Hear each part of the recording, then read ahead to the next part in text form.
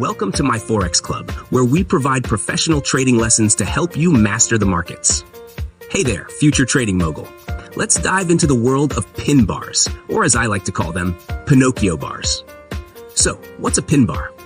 Imagine a candlestick with a long nose, just like Pinocchio. This candlestick has a long wick or shadow and a tiny little body. It's like the market tried to tell a lie, but the truth came out and it shows us a potential reversal in price direction. Now let's break down what makes a pin bar so special. The wick represents the price movement that was rejected. A long wick indicates a significant rejection of that price level. If it's a long lower wick, it's like the market saying, nope, we're not going any lower. If it's a long upper wick, it's like, higher? Not today, buddy. The body of our pin bar is small, showing that the opening and closing prices were close together. It's like the market was confused, didn't know which way to go, and ended up right where it started. Here's the kicker. Pin bars are the most powerful when they pop up at key support or resistance levels. Imagine them as superheroes arriving just in time to save the day.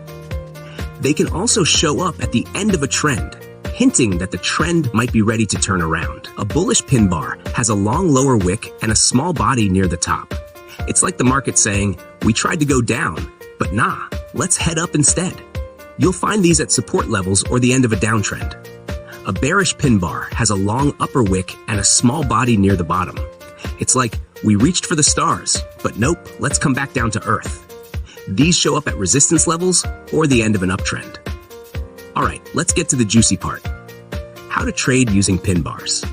Look for pin bars at significant support or resistance levels, trend lines, or other key technical areas. It's like finding treasure maps.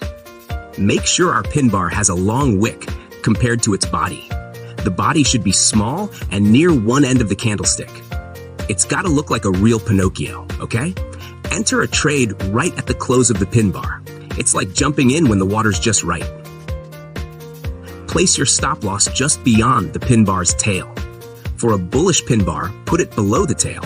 For a bearish pin bar, place it above the tail. This is your safety net, protecting you from unexpected drops. Use a fixed risk-reward ratio, commonly 1-to-2 or 1-3. Aim for the next significant support or resistance level, or use trailing stops to lock in profits as the trade moves in your favor. Think of it as climbing a ladder, securing each step as you go higher. Let's walk through an example to make it crystal clear. Imagine the market is in a downtrend. You spot a pin bar with a long lower wick touching a significant support level. The small body closes near the top of the candlestick, indicating rejection of lower prices. Now let's say the market is in an uptrend. You spot a pin bar with a long upper wick touching a significant resistance level. The small body closes near the bottom of the candlestick, indicating rejection of higher prices. Enter a sell trade at the close of the pin bar. Tail of the pin bar. Aim for a 1-to-2 risk-reward ratio or target the next support level. And there you have it.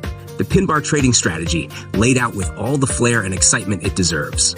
Now, go out there and let those pin bars guide you to trading success.